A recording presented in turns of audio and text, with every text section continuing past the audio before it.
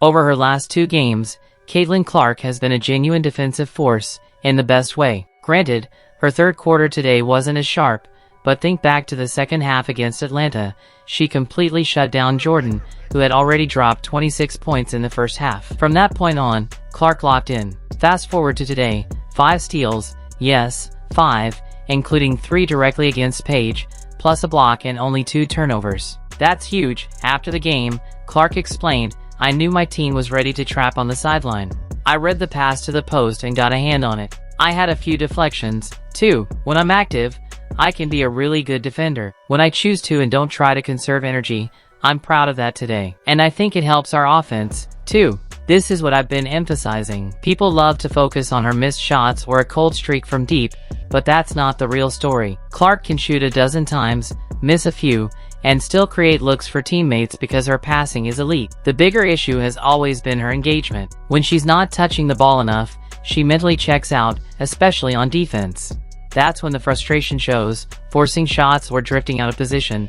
But these last 2 games? Different story. She's been locked in, and I genuinely believe it's because she's more involved offensively. When she feels connected, she commits on both ends. Before this game, I rated her defense a 5 out of 10, average. For context, 4 out of 10 equals below average, 5/10 equals average, 6/10 equals slightly above average, 7/10 equals solid, 8/10 equals strong, 9/10 equals elite, 10/10 equals almost unattainable, reserved for a few like Aya, Easy Eye, or Nafisa.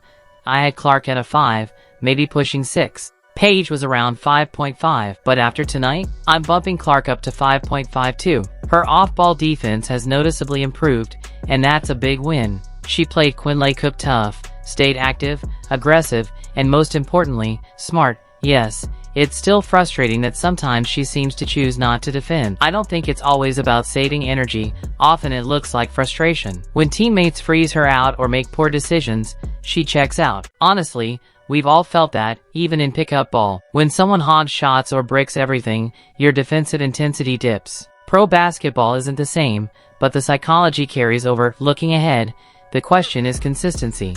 If Clark can simply provide competent, consistent defense, that's all this team needs. And I'll stand by what I said last year. Clark is the stronger defender compared to Kelsey. She's not great yet, but she's passable, improving, and right now, that's a big deal.